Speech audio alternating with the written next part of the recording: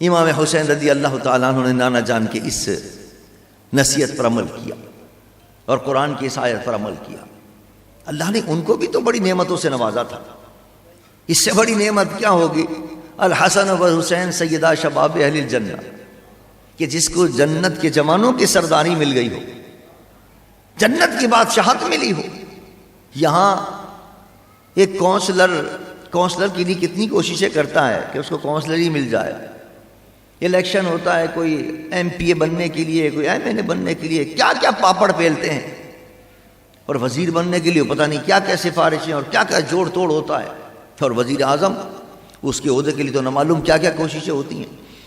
دنیا کا ایک معمولی عہدہ ہو اس کے لیے کیا کیا کوششیں ہوتی ہیں، اور جس کو رب نے دنیا کی کسی چھوٹے سے خطے کی کوئی کونسلر ہی نہیں، کوئی M P A M N ship نہیں، کوئی وزارت نہیں، وزارت عظمیٰ نہیں، بلکہ جنت کے جوانوں کی سرداری جس کو عطا کی ہو اس کی کیا شان ہوگی۔ بعض لوگ کہتے ہیں کہ امام حسین اقتدار کے لیے گئے تھے۔ جس کو اتنا بڑا اقتدار ملا ہو، وہ دنیا کی چھوٹی موٹی بادشاہت اس کے نظر میں کیا حقیقت ہے؟ وہ تو نانا جان کے دین کی حفاظت کے لیے گئے تھے، اقتدار کے لیے نہیں گئے تھے وہ۔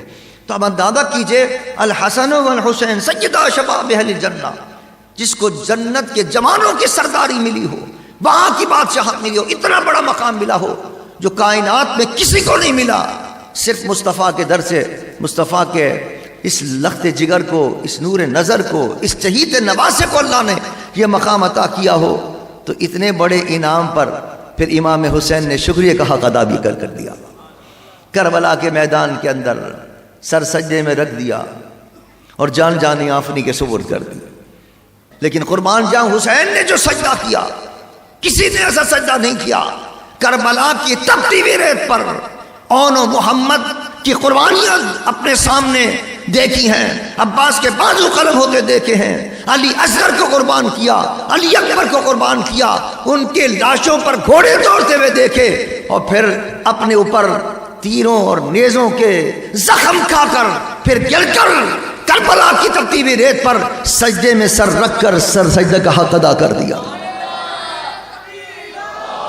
شکریہ اللہ کا ادا کر دیا۔ جو نعمت اللہ نے عطا کی تھی اس کا شکریہ ادا ہو رہا ہے۔ کربلا کے میدان کے اندر امام سجدہ کر کے، نماز ادا کر کے، جو اللہ نے فرمایا اِنَّا أَعْطَيْنَاكَ الْكَوْثَرَ فَصَلِّ لِرَبِّكَ وَانْحَرْ، کہ جو میں نعمت عطا کروں اس کی نماز بھی ادا کیا کرو۔ امام عالی مقام نے ایسی نماز ادا کی ہے کہ کائنات میں ایسی کسی نے نماز ادا نہیں کی۔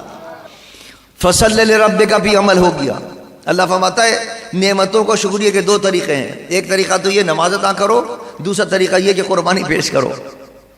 ہم سے بقرعید کے دن ایک بکرا قربان نہیں ہوتا ہے، اور کربلا کے میدان میں امام عالی مقام اپنے بھانجوں کو بھی قربان کر رہے ہیں، اپنے بھتیجوں کو بھی قربان کر رہے ہیں، اپنے بھائی کو بھی قربان کر رہے ہیں، حتیٰ کہ جوان بیٹے علی اکبر کو بھی قربان کر رہے ہیں، علی اصغر چھوٹے سے شیرخوار بیٹے کو بھی اللہ کی بارگاہ میں قربان کر رہے ہیں، اس لیے کہ فصل لربک وانحر۔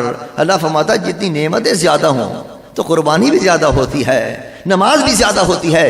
امام عالی مقام کو اللہ نے جو مرتبے اور مقام عطا فرمائے تھے اور جس مرتبے پر ان کو فائز کیا تھا، اسی کے لحاظ سے کربلا کے میدان میں امام عالی مقام نے نماز بھی ادا فرمائی اور قربانی کا بھی حق ادا کر دیا۔